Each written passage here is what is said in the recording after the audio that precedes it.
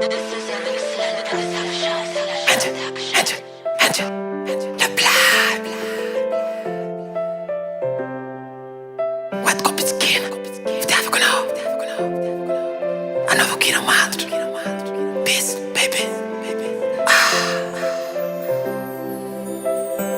efa tavela sy lovy aminao fa za miaraka amin'ny olo-ka sa hoanambara amin'ny fitiavako anao fa tsy vitako ray andry andro tsy andry andro fa andro amin'ny any no ilazako ny amiko aminao oetiky anao porifoiko anao androany lay fitiavako anao analavitrantsika ny tomany fanotsiky no avahanao isan'andro manirera mila silapana nefenao viorerya ny hoany mba tiako la la la la la la la la la la la la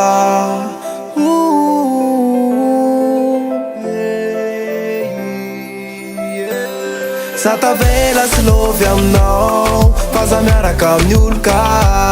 sa hoanambara amin'ny fitiavako anao fa tsy vitako ray andry andro tsy andry andro fa andro amin'ny any no ilazako ny amiko aminao oetiky anao hey bebe anao ve mbola bedy raha hoalaiko any antranonao any efa ela nandrasako anao iny ka ho ataoko amin'ny fomba ofisialy fa tiako anao viave fa tiako anao viave tena lovy aminao za viave tena tavela aminao zawe ianao io viave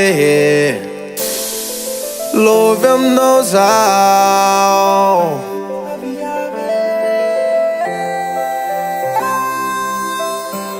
sa tavela sy lovy aminao fa za miaraka amin'ny olo-ka sa hoanambara ny fitiavako anao fa tsy vitako ray andry andro tsy andry andro fa andro amin'ny any no ilazako ny amiko aminao oetiky anao sa tavela sy lovy aminao fa za miaraka amin'ny olo-ka sa hoanambara ny fitiavako anao fa tsy vitako ray andry andro